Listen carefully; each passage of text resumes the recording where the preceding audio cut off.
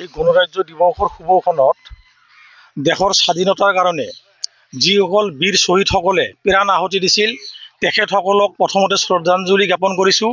লগতে প্ৰত্যেকজন ভাৰতীয়ক আজিৰ এই গণৰাজ্য দিৱসৰ শুভেচ্ছা জ্ঞাপন কৰিছোঁ।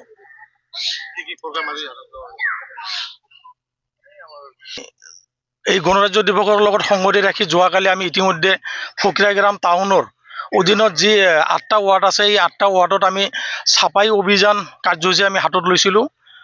আজিও আমি এই কাৰ্যসূচীটো আমি অব্যাহত ৰাখিম। কালি কেইবাটাও ৱাৰ্ড বাকী আছিল, আজি সেই কাৰ্যসূচী আমি আজি সম্পন্ন কৰিম।